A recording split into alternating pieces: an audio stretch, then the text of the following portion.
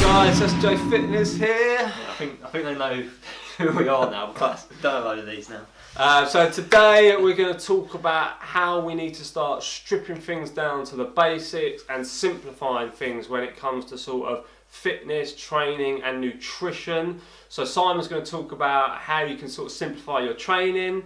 I'm going to talk about how you simplify your nutrition to get you better results without sort of stressing out all the time about all the little stuff. Yeah, so with training, where to begin? I mean, I think on the whole we like to make things as a society like harder than it needs to be. We're always looking for like a magic pill, and you look at something and think surely it's not that simple.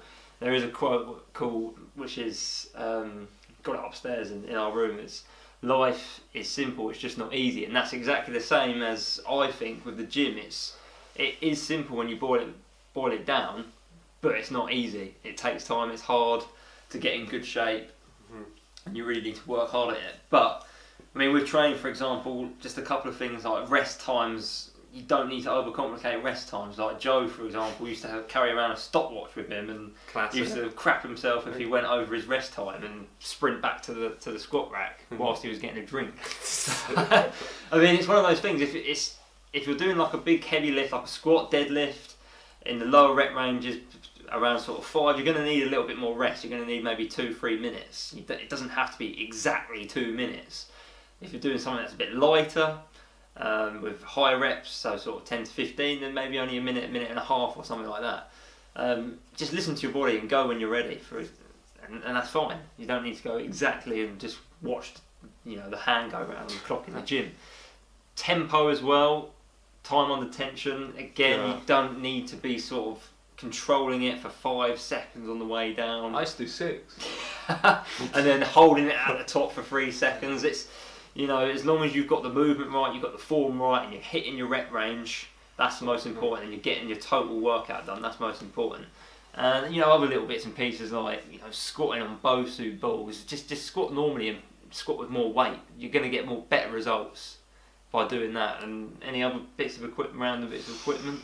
God, what are them Vipers? Basically like people training to do Star Wars movies in the gym. You don't need really fancy equipment. Barbells, dumbbells have been around for hundreds of years. They've been getting people results for years. Body weight exercises, and then a few sort of resistance machines is perfect. And just get consistent with it and build yourself up and progress week and monthly.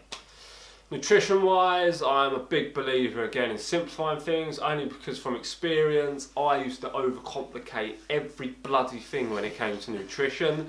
So I always hear about people thinking, again, looking for the magic pill, asking me, will calorie cycling get me better results? Will carb cycling get me better results? And the question you got to ask yourself is, it probably won't get you much better results, but it will give you a lot of stress, because for example, with calorie cycling, you've got loads of different numbers you're going to hit. So one day is going to be different from the next day. So you've got to make sure that's programmed into MyFitnessPal or whatever tracking you're using. Your food selection will be different, stuff like that. Carb cycling, again, some days you'll have to eat different foods. Some days you'll have to eat sort of more carbs, less carbs, whatever.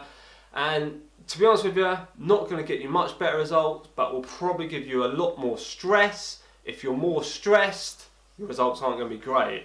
So you've got to weigh those up as well. Other stuff with nutrition, the classic nutrient timing. So everyone's always fixated on eating sort of like a certain meal at a certain time. So if I had, say, like a cheesecake at 2 o'clock, everyone's like, oh, that's going to ruin your progress.